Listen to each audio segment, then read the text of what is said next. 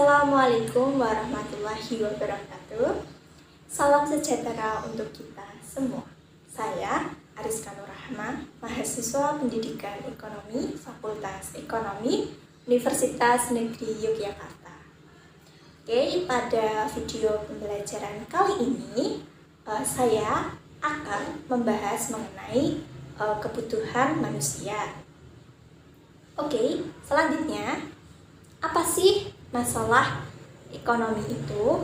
Masalah ekonomi adalah kesenjangan antara kebutuhan manusia yang tidak terbatas dengan alat pemuas kebutuhan yang terbatas. Selanjutnya yaitu kebutuhan manusia.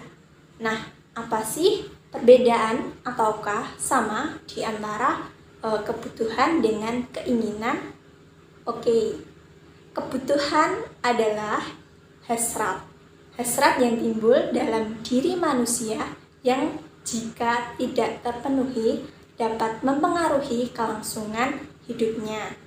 Oke, sementara itu keinginan adalah hasrat yang timbul dalam diri manusia yang jika tidak terpenuhi tidak mempengaruhi kelangsungan hidupnya. Nah, sampai sini paham ya antara kebutuhan itu apa dan keinginan itu apa.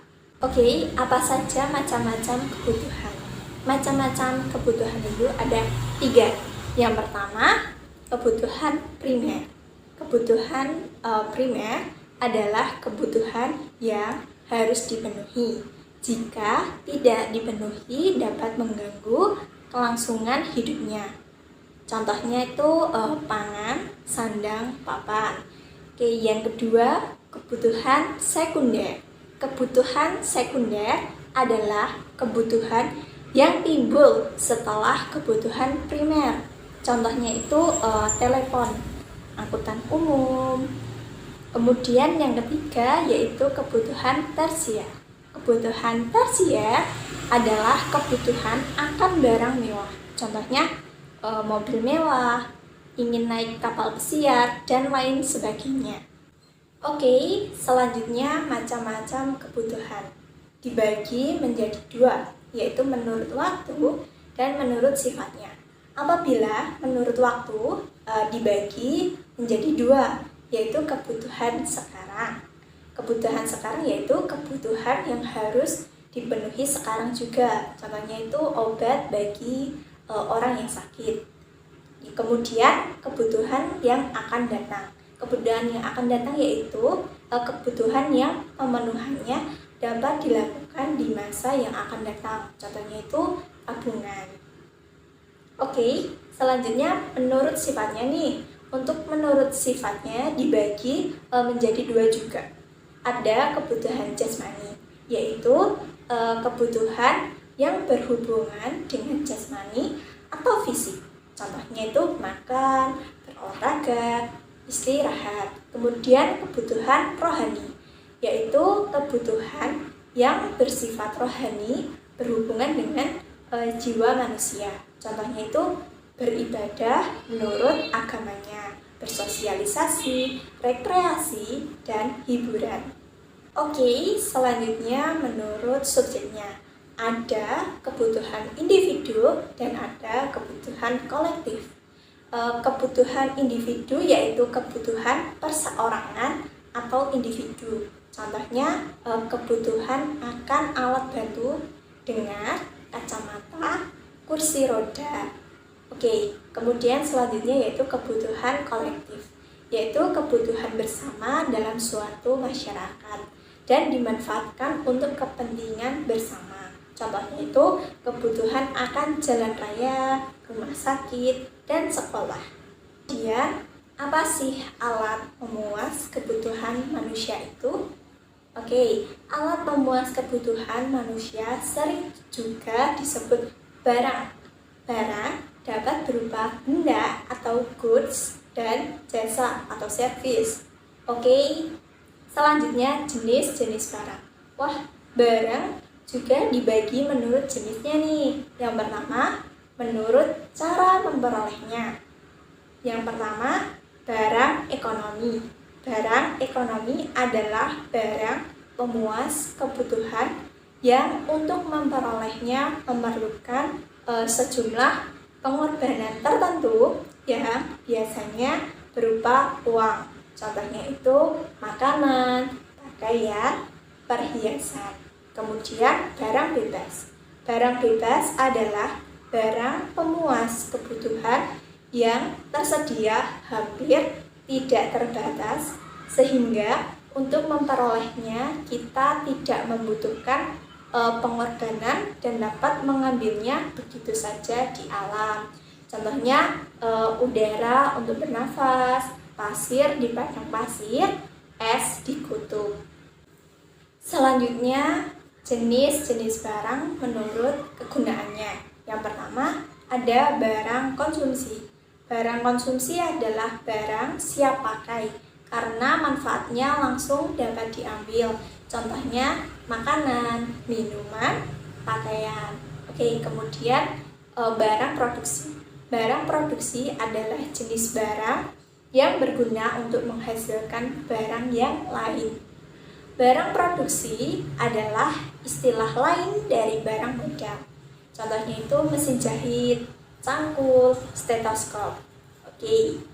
Jenis barang menurut proses produksinya. Barang mentah atau bahan baku. Barang mentah adalah bahan dasar untuk membuat barang lain. Barang ini sama sekali belum memiliki proses pengolahan, misalnya kapas, kayu, dan hasil tambang. Oke, kemudian barang setengah jadi.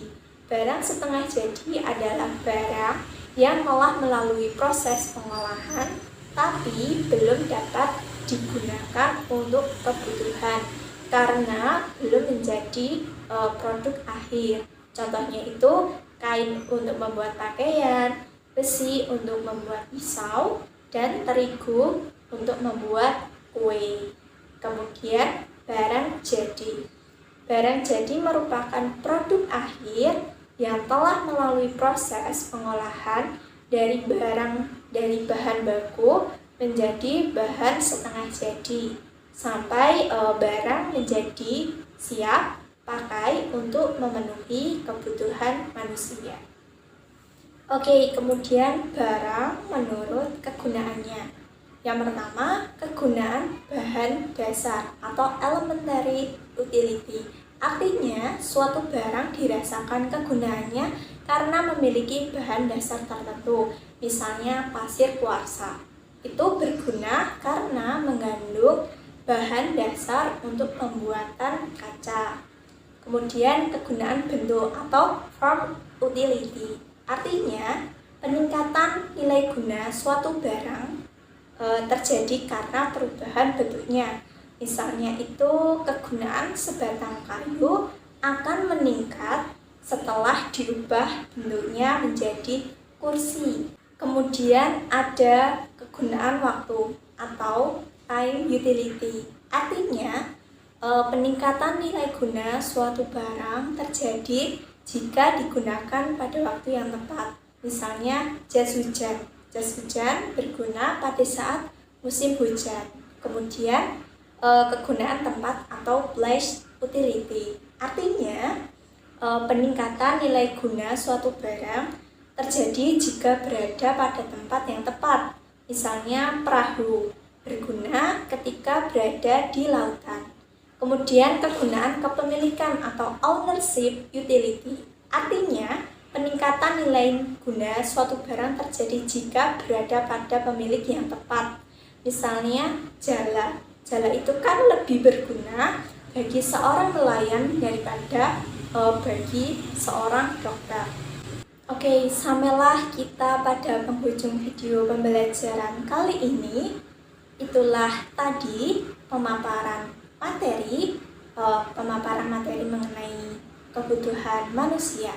Saya memohon maaf apabila ada kekurangan dalam video ini. Semoga video pembelajaran kita dapat menjadi bermanfaat bagi banyak orang. Sekian, wassalamualaikum warahmatullahi wabarakatuh.